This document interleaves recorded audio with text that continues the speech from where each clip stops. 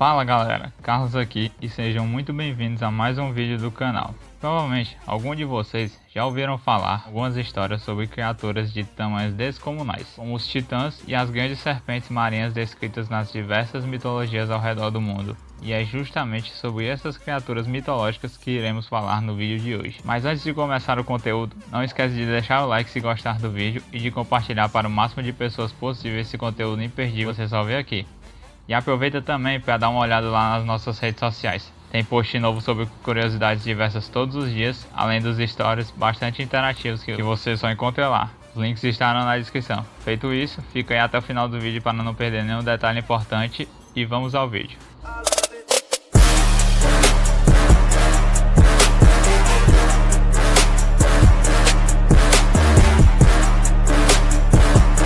Antes de começar o conteúdo em si, é importante relembrar que a mitologia nada mais é que o conjunto de mitos de determinada cultura, que por sua vez são baseados no senso comum ou nas experiências religiosas, apresentando em muitos deles o sobrenatural como principal explicação para os fatos cotidianos, sem que fosse necessário o uso da razão para isso. Explicação dada, hora de apresentar as criaturas de fato. Moby Dick.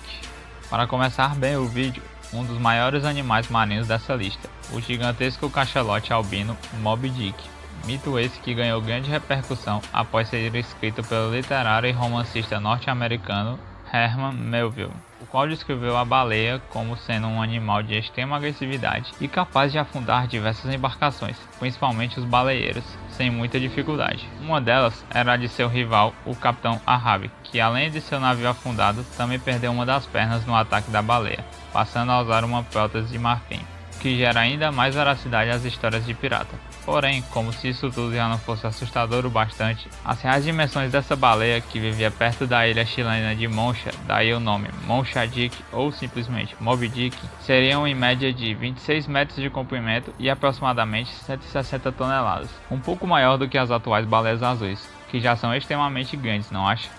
Kraken. Continuando nossa aventura pelos 7 mares, vamos para os mares da mitologia nórdica conhecer o Kraken, um dos monstros mais conhecidos diante de todos presentes nessa lista, caracterizando-se como uma lula ou polvo de tamanho descomunal, que era capaz de destroçar navios com muita facilidade com seus grandes tentáculos, além de conseguir agitar as águas de forma a transformar os oceanos em um mar de redemoinhos que puxavam os marinheiros e suas embarcações para o fundo do mar da Noruega. Sem citar a temível fama desse monstro de devorador de marujos. Mas é só uma historinha imaginária antiga, né? Não se assusta com o que eu vou falar. Mas o Kraken, por assim dizer, existe e habita os mesmos mares nórdicos das lendas mitológicas, só que quase nunca são vistos, pois as lulas colossais, animais que inspiraram a lenda, são espécies de cefalópodes conhecidos por serem as maiores do planeta, medindo tamanhos entre 12 e 18 metros, são encontrados apenas em grandes profundidades, perto das zonas abissais, e não afundando embarcações por aí. Dragões. Saindo um pouco do ambiente marinho e mudando de ares, temos os dragões, termo de origem grega usado para designar serpentes, caracterizando fielmente esses seres que eram descritos como espécies de grandes serpentes capazes de voarem devido à presença de asas. Além de, em algumas culturas, esses animais conseguirem cuspir fogo pela boca.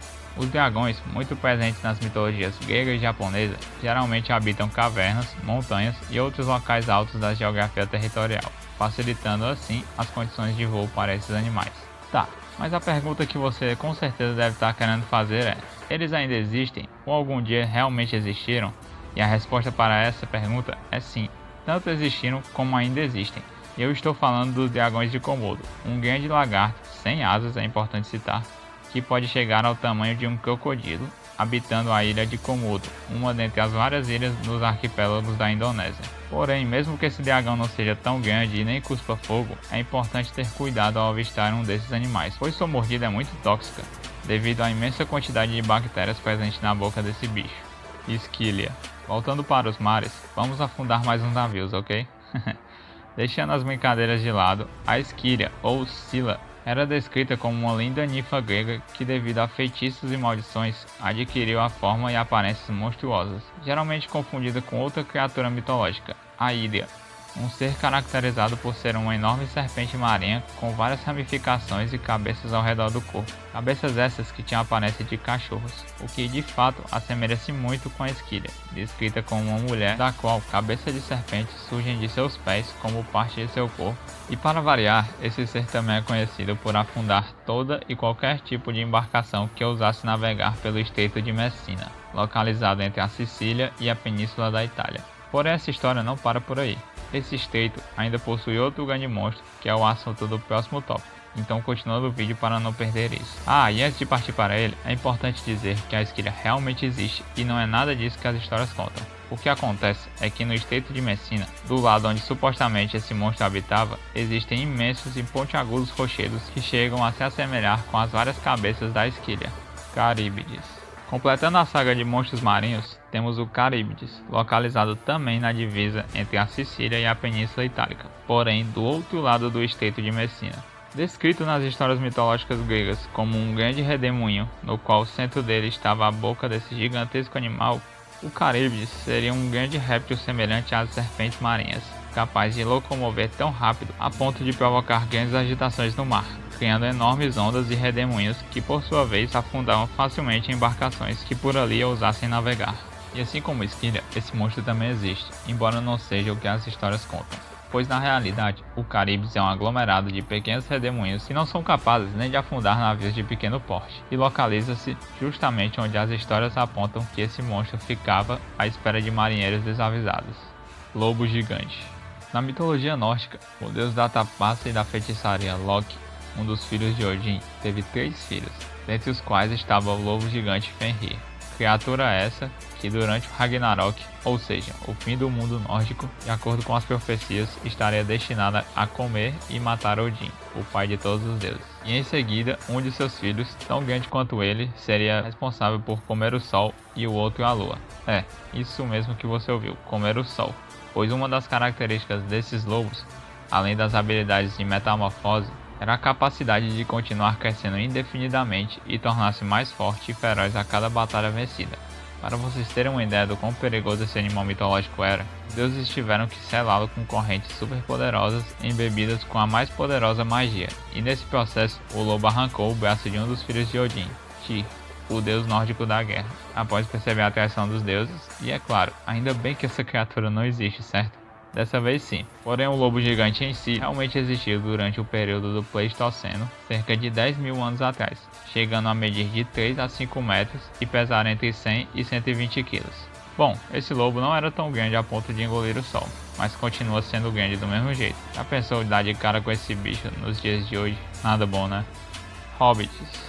Os Hobbits existem, os filmes Senhor dos Anéis e O Hobbit estão aí para provar isso, não é mesmo? Mas saindo um pouco do universo ficcional, fósseis de 8 pequenos indivíduos foram descobertos no ano de 2003, na entrada de uma profunda caverna localizada na ilha de Flores, na Indonésia. Daí vem seu nome científico de Homo floresiensis.